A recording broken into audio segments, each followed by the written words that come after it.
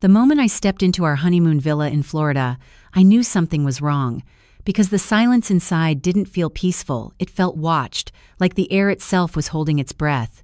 And then a car pulled up outside the private driveway, slow, deliberate, like whoever was inside already knew they belonged there. I didn't expect my sister-in-law Madison to walk through that gate with a suitcase in one hand and a calm smile on her face that didn't match the situation at all, and in that instant, my perfect honeymoon stopped being mine. If this story resonates with you, please take a second to like, subscribe, and comment where you're watching from, your city, your country, and what time it is right now where you are, because I truly want to know who is listening to this with me. My name is Claire Bennett. I'm 31 years old, and what happened on this night wasn't just an interruption, it was the moment my entire marriage started to crack without me even realizing it, and I still didn't understand how far it would go. Madison looked around the villa like she had been there before, like she knew where everything was, and she said she just wanted to surprise us, but the way she said it made my skin tighten in a way I couldn't explain. Ethan, my husband, didn't react the way I expected either. He just paused for a second too long, then gave a small smile that didn't reach his eyes, and I noticed it immediately, even if I pretended I didn't. Madison set her bag down near the living room couch without asking, like this wasn't a honeymoon suite but her own family home, and she started talking about dinner plans, nearby beaches, and things she had no reason to know about. Something inside me kept telling me this wasn't random, but I pushed it down because it felt too early, too uncomfortable, too unbelievable to question out loud. But they didn't know. I had already started paying attention to the smallest details, the way Madison avoided looking directly at me when she spoke to Ethan, the way Ethan's phone kept lighting up, but he never checked it in front of her, and the way the atmosphere in the room slowly shifted from honeymoon warmth to something colder, quieter, heavier. What happened next would force me to question why she was really here, and I only realized much later that this wasn't a visit at all. It was the beginning of something I was never meant to see. And before the night was over, I would find one detail that didn't belong, something so small it almost felt meaningless at first, but it would change everything I thought I understood about my husband and his family. But to understand why Madison showed up that night, you have to go back to the moment our honeymoon actually began, before the silence, before the intrusion, and before I realized I was already inside a story that was being written without me knowing. The moment Madison settled herself inside our honeymoon villa, the entire atmosphere changed in a way I could not ignore, because what was supposed to feel like a private escape in the Florida Keys suddenly felt like a shared space I had no control over. She placed her suitcase near the sofa, like she had done it 100 times before, then casually walked toward the kitchen and opened cabinets without asking, as if she was checking inventory instead of visiting her brother-in-law on a honeymoon. I stood there watching her movements, trying to convince myself that maybe I was overreacting, but the tight feeling in my chest would not go away, especially when I noticed how quickly she adapted to the space, like she already knew the layout. Ethan, my husband, followed her with his eyes but said very little, only answering when she directly asked him something. And even then his tone felt strangely careful, like he was choosing every word instead of speaking naturally. I remember thinking that silence can sometimes feel louder than words, especially when it sits between people who are supposed to be close, and in that moment, I felt that silence growing between us three. Madison began talking about the resort, about nearby places to visit, even mentioning a small cafe on the coast that we had not told anyone we planned to visit. And I remember pausing mid-step because I had not shared that detail with anyone outside of Ethan. That was the first time I felt something shift inside me, not loudly, not dramatically, but quietly, like a door had been left slightly open in a room that should have been sealed. I tried to stay calm, reminding myself that family members sometimes say things without thinking, but my attention kept returning to Madison's behavior, especially the way she kept positioning herself between Ethan and me, whenever she stood up or moved around the room. At one point, Ethan excused himself to take a call outside on the balcony, leaving me alone with her, and the moment the glass door closed behind him, the air in the room changed again. Madison turned toward me slowly, not aggressive, not obvious, but with a kind of patience that made me more uncomfortable than confrontation ever could. She asked me simple questions at first, about the flight, about how I was adjusting, about whether I liked the villa, but there was something in her tone that made every question feel like it had a second meaning hidden underneath. I answered politely, but I started noticing small inconsistencies, like how she already knew which bedroom Ethan preferred growing up, or how she casually mentioned a memory from a family trip I had never heard about. The more she spoke, the more I felt like I was being introduced to a version of my husband's life that did not include me, and that realization made my stomach tighten in a way I could not explain. I remember glancing toward the balcony door, wondering how long Ethan would be outside, because I suddenly felt like I needed him back in the room, even if I did not yet understand why. Madison noticed my silence and smiled slightly, but it was not a warm smile, more like a controlled one, as if she was measuring my reaction without showing her own. Then she stood up and began walking slowly around the living room again, touching small things like decorative shells and framed photos, and she stopped at one picture in particular, one that I had chosen the night before from our engagement photos. She studied it longer than necessary, then said something very soft, almost casual, about how fast things change in families, and I remember feeling my breath slow without realizing it. At that exact moment, Ethan came back inside, and Madison immediately shifted her tone, returning to the same friendly energy she had when she first arrived, as if nothing had happened in between.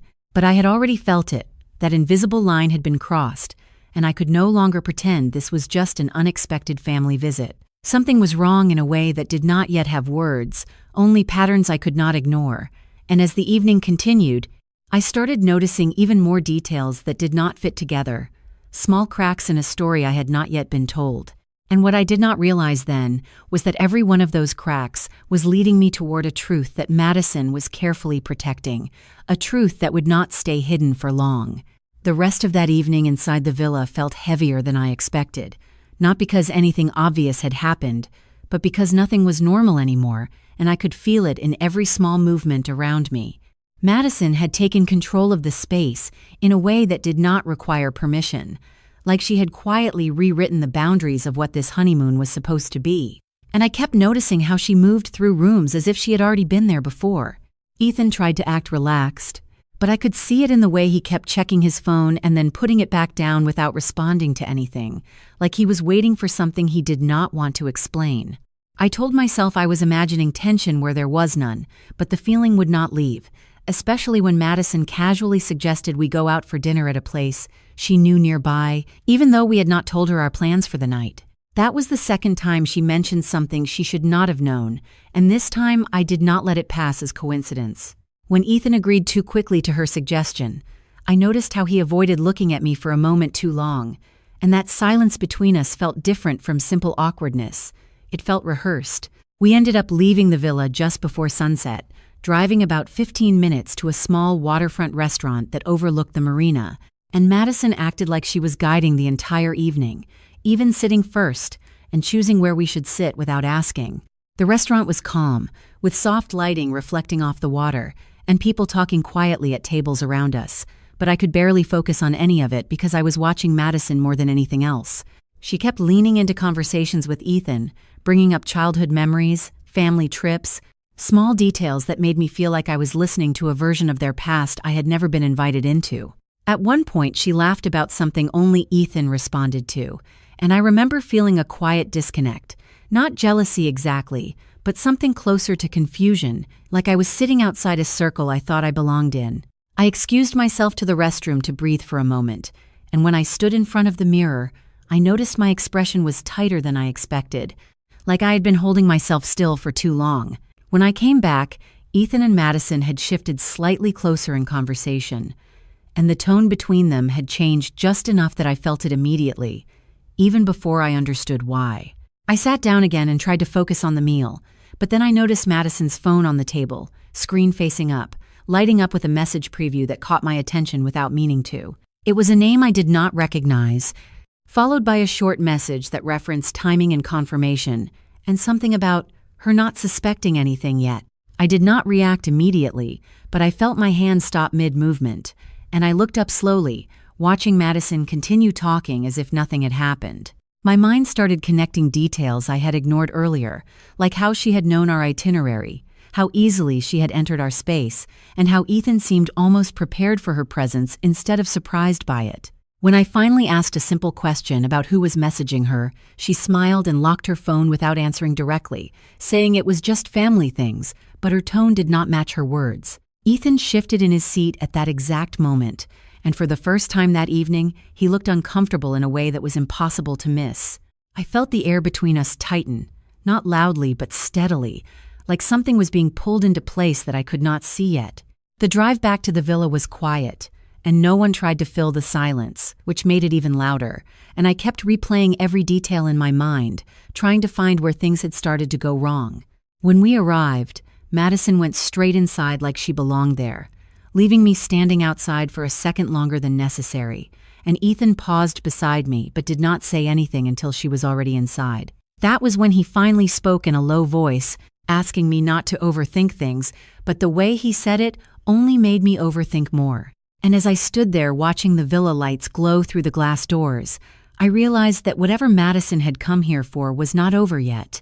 And the worst part was that Ethan might already know more than he was willing to admit. That night inside the villa felt different the moment we walked back in, like the walls themselves had absorbed every unspoken question between us, and were now holding it in silence. Madison had already taken the living room again, sitting comfortably on the sofa, scrolling through her phone as if nothing unusual had happened at dinner, and the normalcy of her behavior made everything feel even more unsettling. Ethan closed the door behind us, and lingered near the entrance for a moment too long, as if deciding whether to speak or disappear into another room, and I noticed how quickly he chose silence over explanation. I went to the kitchen pretending I needed water, but really I just needed distance from the energy that had filled the space since Madison arrived, because nothing about her presence felt temporary anymore. When I opened the fridge, I saw a second bottle of wine that I did not remember buying, already opened and partially used, and that small detail made me pause longer than I expected. I remember thinking that objects never lie, only people do, and I could not explain why that thought came so naturally in that moment.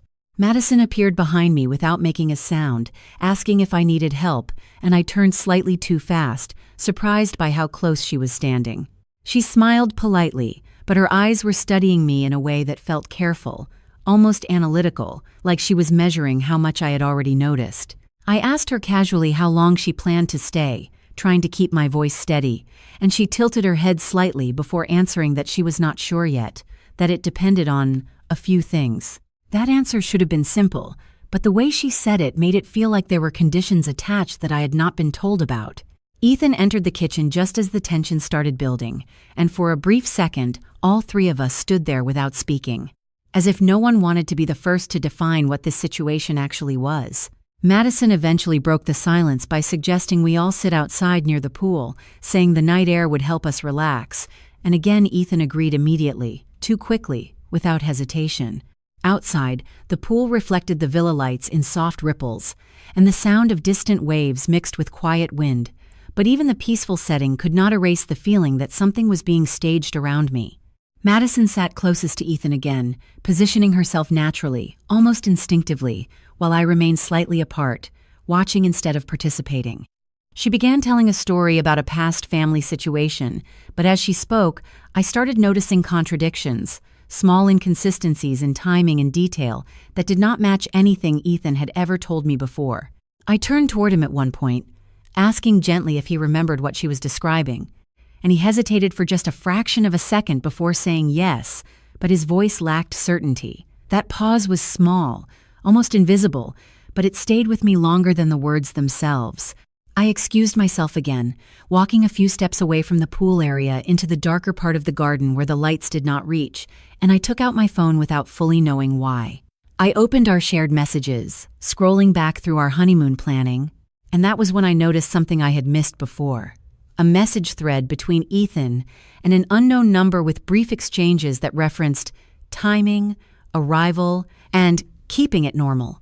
My hands slowed as I read it again, trying to convince myself there was another explanation, but the pattern was too consistent to ignore.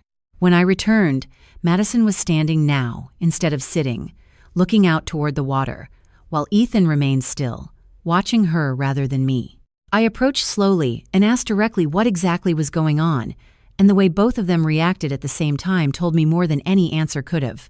Madison turned first, calm and composed, saying I was overthinking something that was meant to be a simple visit, but her voice carried a precision that felt rehearsed. Ethan followed quickly, telling me to trust him, but he did not explain why trust was suddenly something I needed to be told rather than something I naturally felt. That was the moment I realized the problem was not just Madison's presence, but the way Ethan was managing it, like there was a version of reality he was carefully maintaining for me, while another one existed just outside my understanding. And as I stood there between them, under the soft lights of the villa, I understood that whatever had brought Madison here was not random at all, and the truth was still waiting just beneath the surface, closer than I was ready to admit. The days inside the villa began to blur together in a way that made time feel unstable, as if every hour was repeating the same quiet tension with slightly different edges. Madison stayed longer than I expected her to, and what began as a surprise visit slowly turned into something that felt like it was never meant to end quickly. She moved through the space with increasing familiarity, sometimes even suggesting changes to plans without asking, and each time she did it, I felt a subtle erosion of my sense of control over what was supposed to be our honeymoon. Ethan seemed to adjust to her presence faster than I did, which was something I could not stop noticing, especially when he started responding to her suggestions with a kind of ease that he did not show when speaking to me. One morning, I woke up earlier than both of them and walked into the kitchen to find Madison already there, making coffee as if she had always known the exact settings of the machine, and she greeted me without surprise, like she expected me to appear at that exact moment. I remember watching her pour a second cup without asking, placing it on the counter for Ethan, as if it was part of a routine that had existed before I arrived. When Ethan eventually joined us, there was a brief exchange of looks between them that lasted less than a second, but it carried a familiarity that made me pause mid-step. I told myself I was overthinking, but overthinking does not explain patterns that keep repeating in different forms.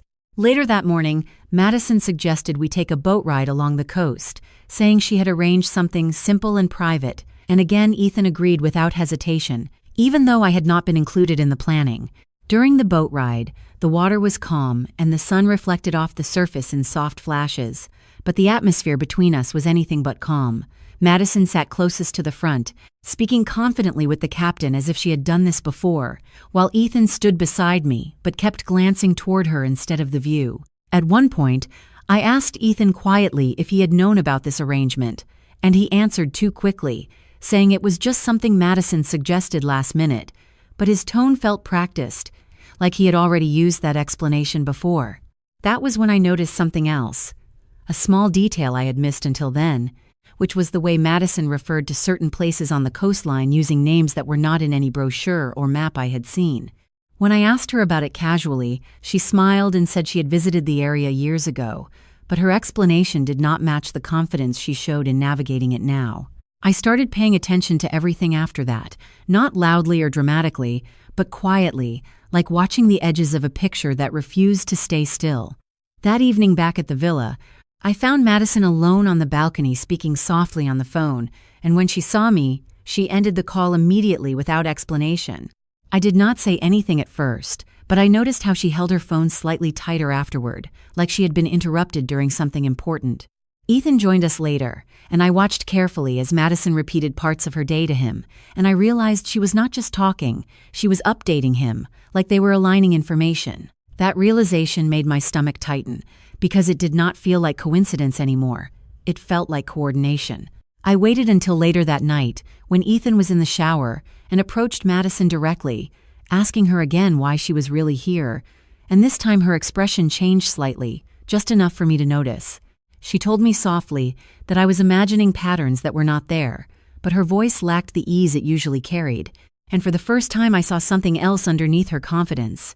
Something controlled, something careful. When I pressed further, she simply said that some things in families are complicated, and that not everything is meant to be understood immediately. And then she walked away before I could respond. I stood there in the quiet of the villa, listening to the sound of running water from the bathroom, realizing that I was now the only one in the situation who did not seem to know what was happening. And in that moment, I understood something I had been avoiding since the beginning, which was that Madison had not arrived to surprise us at all. She had arrived because she belonged to a part of this story that I had not been told about, and whatever that part was, it was getting closer to the surface with every passing day. By the time the 6th day of our stay arrived, the villa no longer felt like a honeymoon destination, but like a quiet stage where everyone was waiting for something unspoken to finally happen. The warmth that should have defined our mornings was gone, replaced by a routine of careful silences and indirect glances that seemed to follow me from room to room. Madison had stopped behaving like a guest entirely and had begun moving through the villa with the ease of someone who was no longer asking permission for anything, and that shift alone was enough to keep me constantly alert.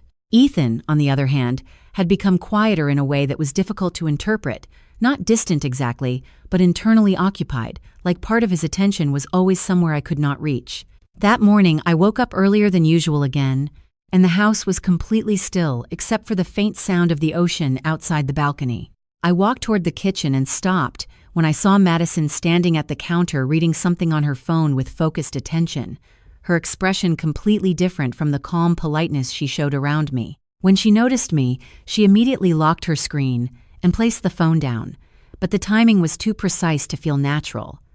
I greeted her cautiously, and she responded with a soft smile, offering coffee like she had done it many times before, even though this was not a shared routine we had established.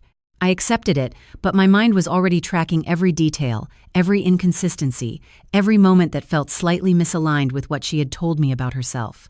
Ethan joined us shortly after, and I watched how quickly Madison adjusted her tone, shifting from focused and serious to light and casual in less than a second, as if switching between two versions of herself depending on who was in the room.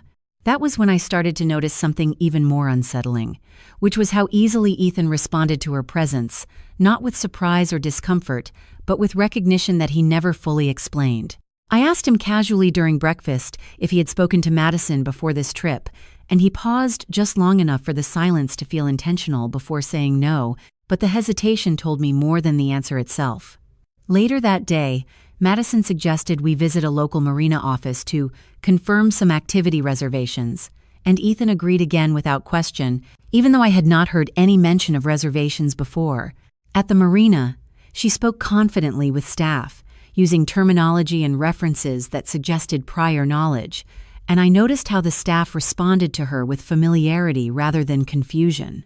When I asked one of the employees a simple question about her visit history, they hesitated and said she had been there a few months ago, which directly contradicted her earlier claim that she had only visited the area years back. That small inconsistency stayed in my mind for the entire drive back, growing heavier the longer I thought about it. Back at the villa, I began quietly checking details when no one was around, not in a dramatic way, but in the way someone tries to confirm whether their instincts are real or imagined.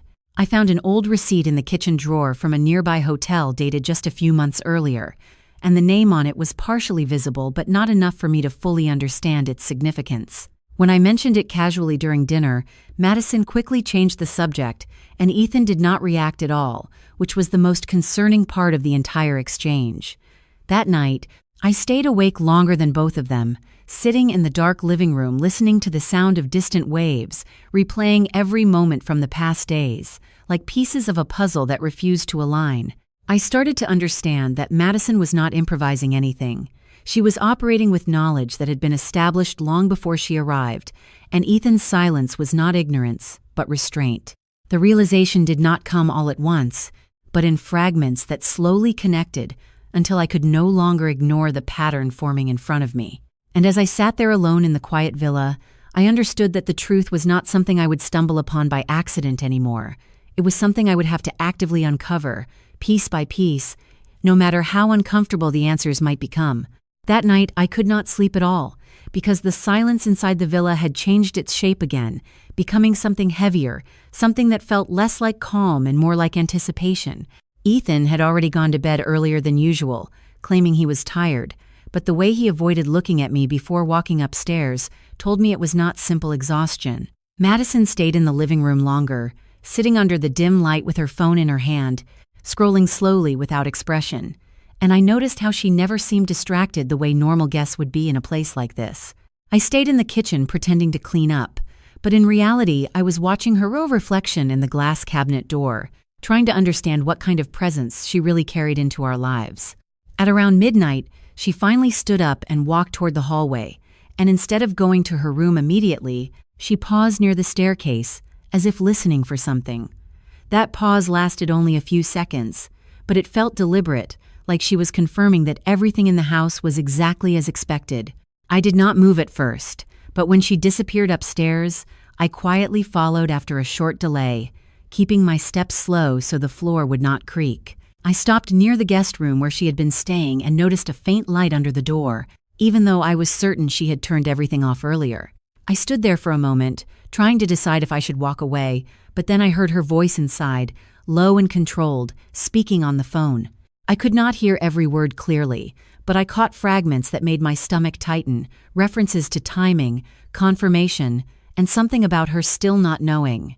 My hand froze on the wall as I tried to process what I was hearing, because the tone was not casual. It was structured, like someone reporting progress rather than having a normal conversation.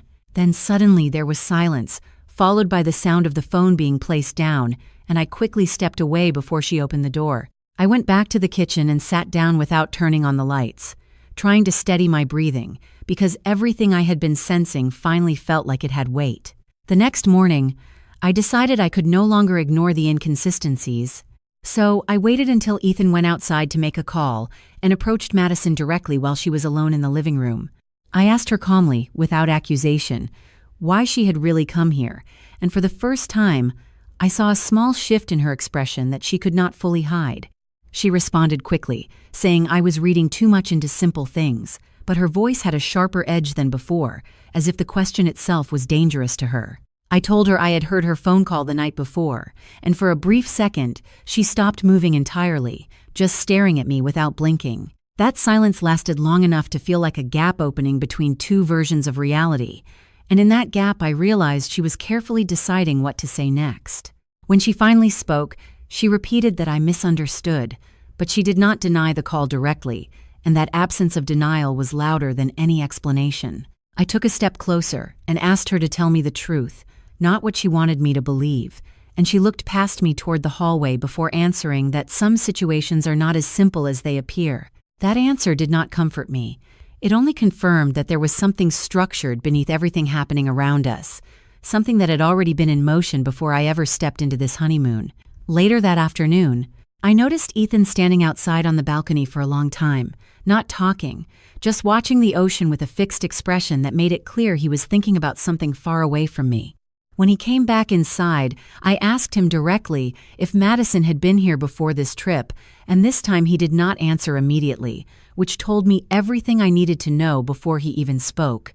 He finally said no again, but his eyes did not meet mine, and that single detail broke the last layer of certainty I had been holding on to. That night, I sat alone again in the living room, realizing that I was no longer trying to understand whether something was wrong. I was trying to understand how long it had been wrong before I noticed. And in that quiet realization, I understood that whatever Madison was building around us was not spontaneous, and whatever Ethan was hiding was not small, and I was already standing in the center of something that had been designed long before I arrived. The next morning arrived with a strange stillness that felt heavier than the ocean wind outside the villa, as if even the light had slowed down to observe what was happening inside our space. I woke up earlier than Ethan and Madison again, not because I was rested, but because my mind had refused to shut down after everything I had overheard the night before. The villa was quiet except for the distant sound of waves, and for a brief moment, I tried to convince myself that maybe I had misunderstood everything, that maybe stress and isolation were making me see patterns that were not real. But that thought disappeared quickly when I entered the kitchen and saw Madison already sitting there, fully dressed, holding a cup of coffee like she had been awake for hours. She greeted me calmly, almost warmly, but there was something different in her eyes now, something more alert, like she knew the balance in the house had shifted. I sat down slowly across from her, watching her every movement, and for the first time I did not try to hide the fact that I was studying her. Ethan came down a few minutes later, and I immediately noticed the tension in his shoulders, the way he paused at the bottom of the stairs before stepping into the room, as if preparing himself for something he did not want to face. We ate breakfast in silence for a few minutes, and that silence was no longer uncomfortable in a normal way. It felt strategic, like everyone was waiting for someone else to make the first mistake. Then Madison casually mentioned that she might leave soon, saying she did not want to overstay her welcome, but the timing of that statement felt too controlled to be genuine. I asked her when exactly she planned to leave, and she smiled slightly, before saying she would know when the right time came, and that answer made something inside me tighten again because it was not an answer at all. After breakfast, Ethan left the villa to walk near the beach, and I stayed behind with Madison, deciding that I could no longer wait for things to reveal themselves naturally. I followed her into the living room and asked her directly if she had been speaking to someone about us before she arrived, and this time she did not pretend not to understand the question. She looked at me for a long moment without speaking, then slowly placed her cup down and said that not everything in a family starts when you think it does. That sentence stayed in the air longer than anything else she had said before, because it confirmed what I had been afraid to fully accept, that this situation had a history I was not part of. I told her I had heard her phone call, I told her I had seen the messages, and for the first time her expression tightened just slightly, like a controlled reaction slipping through a carefully maintained surface. She did not deny it immediately, and instead asked me a question I was not prepared for, asking if I trusted my husband completely. That question shifted everything, because it moved the focus away from her and onto Ethan in a way that felt deliberate. I answered honestly that I did not know anymore, and she nodded slowly like that was the answer she expected. Later that afternoon, I found Ethan sitting alone outside near the edge of the property, staring at the ocean without moving, and when I approached him, he did not immediately turn around. I asked him again if Madison had been involved in anything related to our trip, and this time the silence before his answer was longer than before, heavier than before. He said no again, but his voice lacked conviction, and he finally added that I should try not to think too much about things that did not matter, but that only made me realize how much he was trying to control what I was allowed to question. That evening, I noticed Madison packing a small bag in her room, and I stood in the hallway watching her without making my presence known at first. She was not rushing, not emotional, just deliberate, like someone completing a task that had already been decided in advance. When she noticed me, she paused for a second, then continued packing as if my presence did not change anything. I asked her one final time why she was really here, and this time she finally looked at me fully, without deflection, without casual tone. She said softly that sometimes people are brought into situations long before they understand their role in them, and then she closed her bag and walked past me without another word. That was the moment I understood that waiting for explanations would no longer be enough, because the truth was not something that would be given to me. It was something I would have to take apart piece by piece. And as I stood there in the hallway, listening to her footsteps fade, I realized that whatever Madison had started, and whatever Ethan had been avoiding, was now approaching a point where it could no longer stay hidden. That evening, the atmosphere inside the villa felt completely different from the first day we arrived, as if something inside the space had finally stopped pretending to be normal. Madison had already packed her small bag earlier, but instead of leaving immediately, she stayed in the living room sitting in silence, her presence now feeling more like a decision than a visit. Ethan was upstairs for a long time, and I could hear him moving slowly, not rushing, like someone delaying an unavoidable conversation. I stood near the kitchen counter pretending to pour water, but in reality I was watching both of them through reflections in the glass surfaces, trying to understand who would move first and what would break the silence. Madison eventually stood up and walked toward the balcony, and I followed at a distance without making it obvious, stopping just before the glass door. She was already outside, leaning slightly against the railing, holding her phone but not looking at it, just staring into the distance where the ocean met the darkening sky. I opened the door slowly, and the sound made her turn just enough to acknowledge me, but not enough to show surprise. Ethan appeared a few minutes later, and for the first time that day, all three of us were in the same space, without anyone pretending to be comfortable. I asked Madison again, very clearly, why she was really here, and this time she did not answer immediately, which already told me that the truth was no longer something she was trying to hide casually. Instead, she said something carefully chosen, that some things are not decided at the moment they happen, they are decided long before people realize they are involved. I asked her what that meant, but she did not expand, and instead looked at Ethan for a brief moment that lasted just long enough for me to notice. That single glance changed the direction of everything in my mind, because it was not confusion, it was confirmation of something already shared. Ethan finally spoke, asking us both to stop this conversation, but his voice was controlled in a way that felt more like containment than explanation. I told him I had found messages, references to timing, and conversations that did not match what either of them had told me. And for the first time, Ethan did not immediately deny it. He instead asked me to sit down, and that simple request made my stomach tighten because it felt like a shift from avoidance to disclosure. Madison remained quiet, watching him instead of me now, and I realized she was no longer leading the situation alone. She was waiting for him to step into it. Ethan finally admitted that there were things about the reason Madison came that I was not aware of, but he said it in a way that made it sound like it was already too late to reverse anything. I asked him directly if this had something to do with our honeymoon, and he paused long enough for the answer to feel heavier than words. He said yes, but immediately added that it was not what I thought, which only made the uncertainty sharper. Madison then spoke again, quietly, saying that she had not come to interrupt anything, but to make sure something reached its correct point. And the way she said correct point made it sound like a conclusion already decided elsewhere. I felt a wave of realization forming, not fully clear yet, but undeniable in shape, because every explanation they avoided was now pointing in the same direction. I stood up slowly, asking them both to stop speaking in fragments and tell me the full truth, but instead of an immediate answer, there was only silence between them. That silence lasted longer than anything before it, and in that silence I understood that I was no longer being kept out of a secret, I was being positioned inside it. And as the night deepened around the villa, I realized that whatever Madison had been building from the beginning was now reaching its final stage, and Ethan was no longer someone caught between confusion and truth, but someone who had already chosen which version of reality I was allowed to see. The night reached a point where even the sound of the ocean outside the villa felt distant, as if the house itself had sealed us inside a moment that could no longer move backward. I was still standing in the living room after asking for the truth, and the silence that followed felt different from all the previous silences, because this one was not hesitation anymore, it was decision. Ethan finally exhaled slowly, like someone preparing to cross a line he had avoided for too long, and Madison remained still, watching him instead of me, as if his words were the only ones that mattered now. He asked me to sit down again, more firmly this time, and I refused at first, because sitting felt like accepting a version of reality I had not been given yet. But eventually I did, because standing did not give me answers either. It only made the distance between us feel sharper. Ethan looked down at the table for a long moment, then said that Madison's arrival was not spontaneous, and those words made my chest tighten in a way I could not ignore.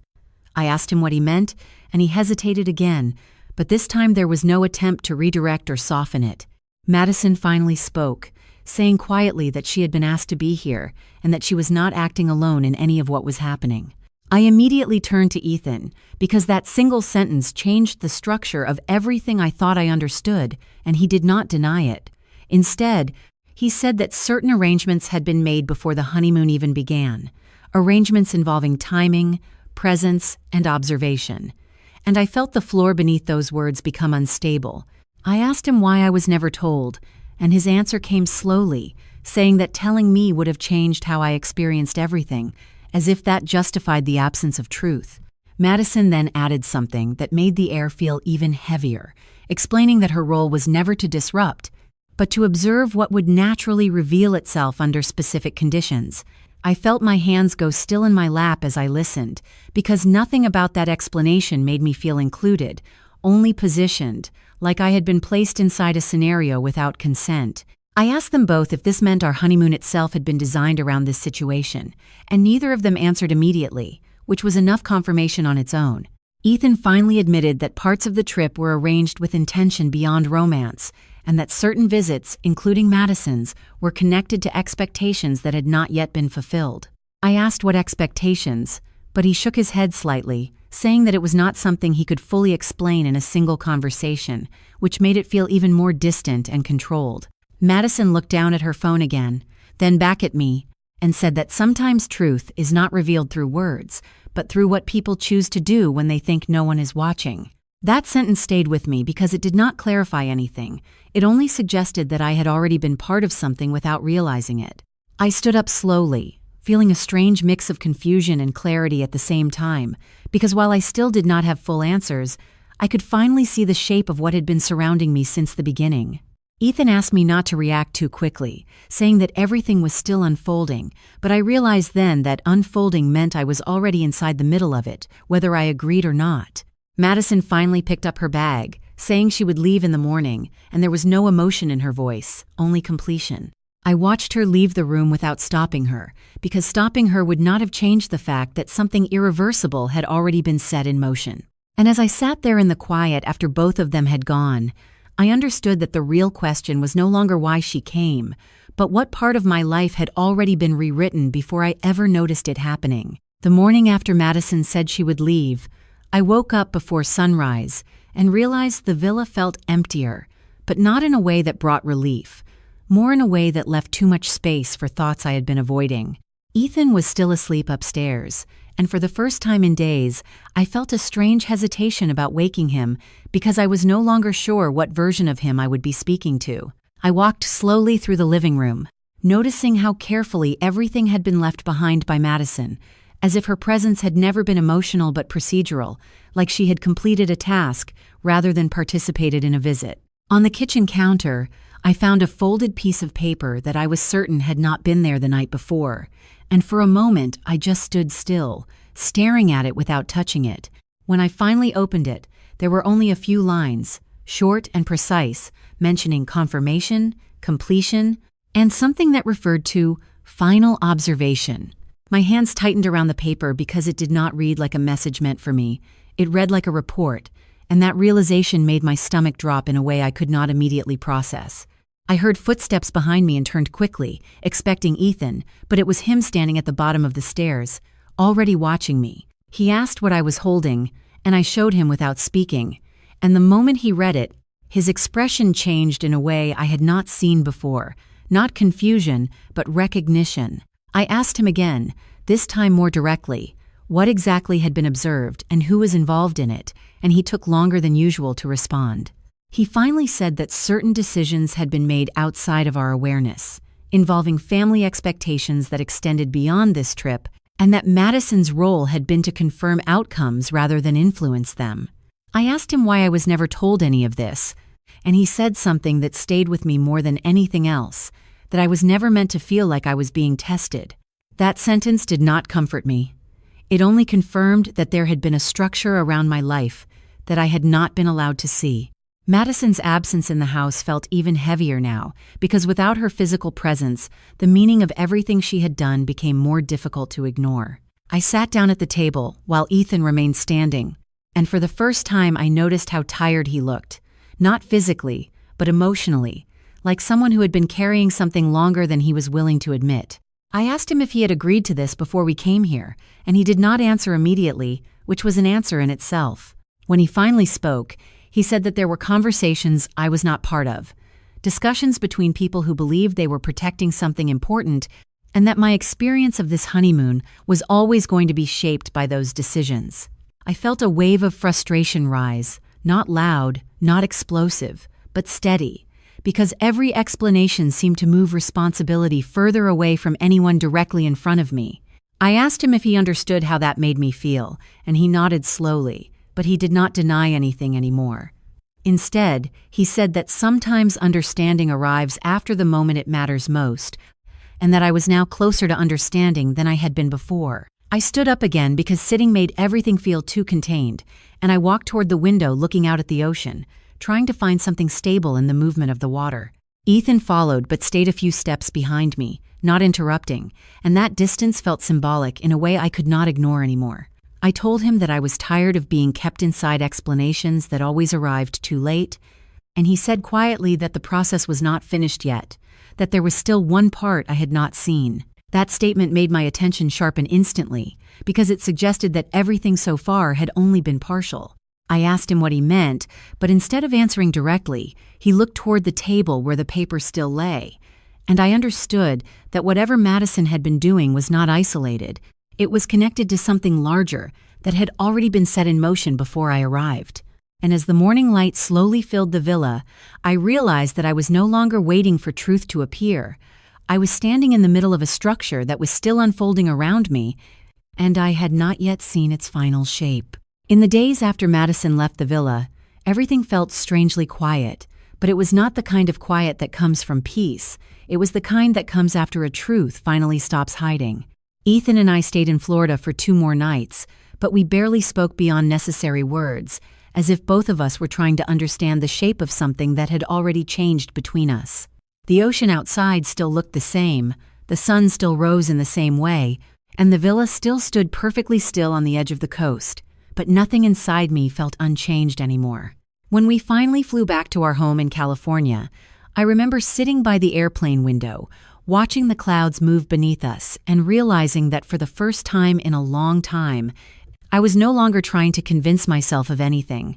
There were no more fragments of unknown conversations, no more unexplained visits, no more silence that needed decoding.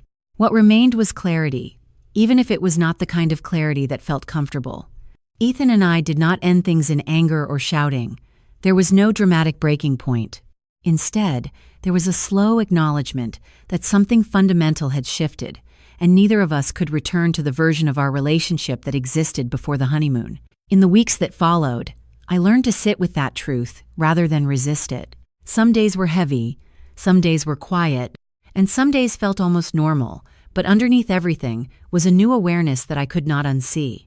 I started spending more time alone, walking in the mornings, and thinking about how easily trust can be shaped without your knowledge, not always through betrayal, but sometimes through silence, omission, and decisions made without your voice included. I no longer saw Madison as just a sudden intrusion, but as a symptom of something larger, a reminder that families and relationships can carry layers that are not always visible until they are revealed under pressure. What I understood most deeply was that being kept in the dark does not always come from cruelty alone. Sometimes it comes from people believing they are protecting you, even when that protection takes away your right to choose. I began rebuilding my sense of stability slowly, not by forcing answers, but by accepting that I would never have complete control over every truth around me. I focused on small things that belonged only to me again, my routines, my work, my space, and the quiet decisions that did not require permission from anyone else.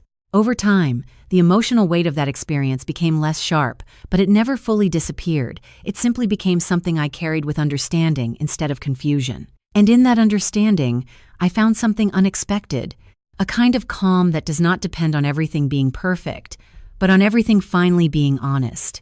If you are listening to this and you have ever felt like something in your life does not fully add up, I want you to know that your feelings are not something to ignore. Sometimes the quiet voice inside you notices things before anyone else admits them. Trust does not mean ignoring your intuition, and love does not mean losing your sense of reality. There is strength in pausing, in observing, in allowing yourself to question without guilt. And there is healing in choosing yourself even when the answers are incomplete. I do not know exactly where every person in this story will end up, but I know where I am now.